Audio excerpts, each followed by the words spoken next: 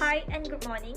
My name is Nur Adriana Batrisha binti Azra Haywi, and today I will point out about our main topics, which is first, grooming behavior and stage of grooming. Second, identify the signs, and the last one is ways to overcome.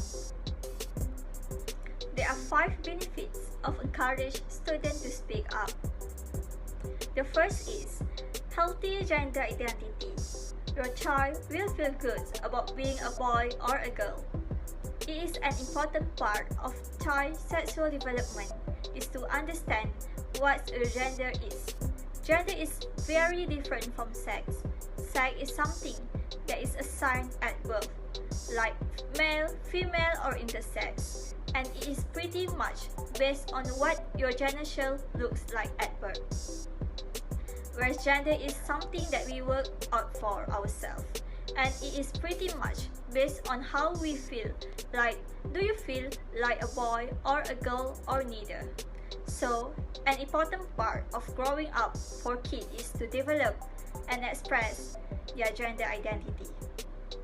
This can be especially challenging when their gender doesn't match their genital. Example, kids may have a penis but identify as being a girl instead a boy.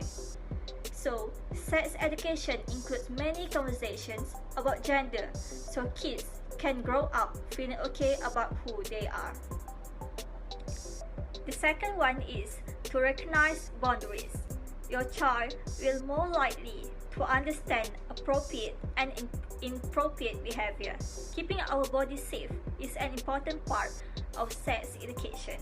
By teaching body safety to our kids, we are increasing the chances of them being able to recognize inappropriate or appropriate behavior, which means that they will know if someone touched them in an appropriate way.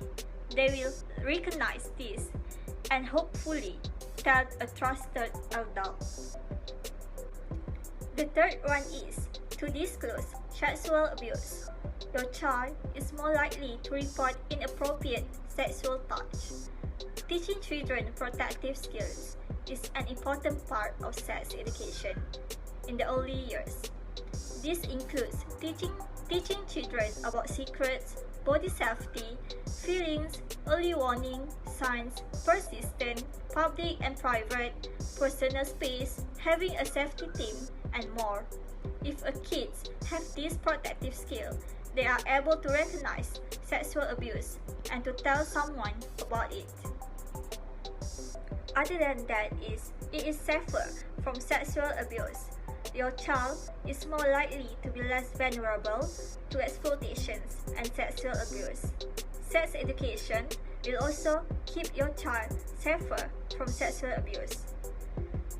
The best target for a pedophile is a child who doesn't know how to keep themselves safe, which means that if your child has some protective skills, perpetrators will hopefully move on to someone else, which keeps your child safe. Lastly, it can protect from unwanted pregnancy in teenagers. It is because teenagers are more likely to be aware of how to avoid unwanted pregnancy and abortions.